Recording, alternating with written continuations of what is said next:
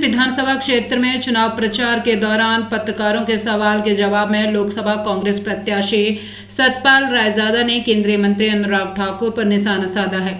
लोकसभा कांग्रेस प्रत्याशी सतपाल रायजादा ने अपने चुनावी प्रचार अभियान के दौरान भोरंज विधानसभा क्षेत्र में करीब 1 दर्जन नुक्कड़ सभाओं को संबोधित किया।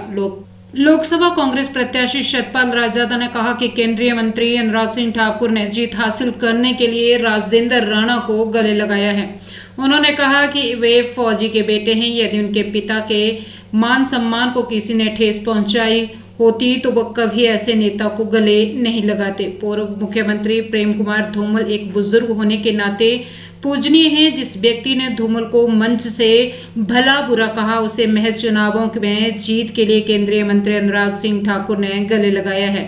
उन्होंने कहा कि बिके हुए नेता चुनाव नहीं जीतते, चुनाव जनता के बूते जीते जाते हैं। केंद्र की भाजपा सरकार के खिलाफ लोगों में आक्रोश है। बिके हुए विधायकों को भाजपा ने टिकट दिए हैं। कांग्रेस सरकार को गिराने का नाकाम प्रयास भाजपा ने किया है। मैं भोरंज विधानसभा क्षेत्र के जो लोग हैं बहुत सच्चे पक्के लोग हैं। इतने अच्छे तरीके से बैठकर इतनी धूप में भी मुझे वो सुन रहे थे और मैं लेट भी हुआ हूँ और उन्होंने कोई शिकन तक नहीं मैंने देखी मेरे इतने लेट होने के बाद। यहाँ की जनता में मैं उनको धन्यवाद करना चाहूँगा सबको। और जो मैं एक अंडरकरंट देख रहा हूँ वो निश्चित तौर पे जो सुखविंदर सिंह सुक्खू जी की सरकार को गिराने की कोशिश जिस तरीके से विधायकों ने की और इसके साथ साथ भाजपा ने उन बिके हुए विधायकों को जिस तरीके से टिकटें भी दी और जो भाजपा के जो बड़े बड़े नेता थे वो उनके हाथ में झोला पकड़ा दिया और जो बिके हुए कैंडिडेट्स थे उनको उन्होंने लीडर बना दिया। जो ऐसी सोच जो आगे लेकर भाजपा के बड़े नेता आए, इसमें मुझे लगता है कि जो भाजपा के कार्यकर्ता भी हैं वो भी रुष्ट हैं और वो भी ये एक मूड बना चुके हैं कि इस दफ़ा हमने ऐसे लोगों को बाहर फेंकना है। ये मुझे ऐसा एहसास हो रहा है।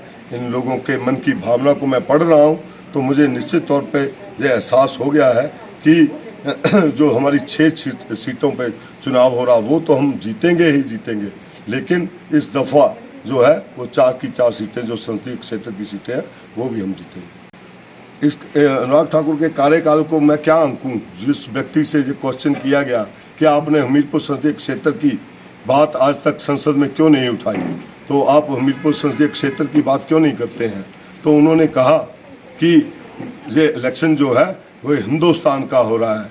ये इलेक्शन जो है हिमाचल का या हमीरपुर संसदीय क्षेत्र का नहीं हो रहा। तो मैं उनसे पूछना चाहूँगा, आप तो जहाँ से चुनकर गए थे, आपको तो यहाँ की बातें उठानी थी।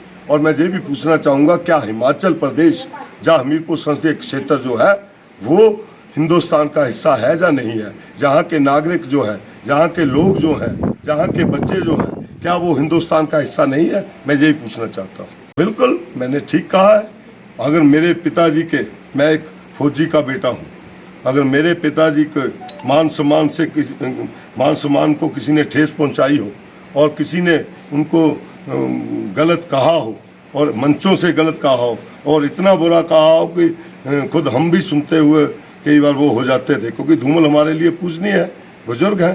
पर लेकिन एक बुजुर्ग को इस तरीके से हम अटल जी के खिलाफ मैं कुछ बोलूं तो वो मेरी औकात नहीं है। मैं सीधी सी बात करता हूं।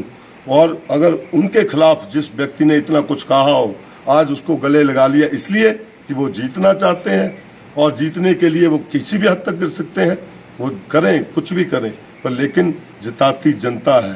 ये बिके हुए लीडर नहीं उनको जिता पाएंगे।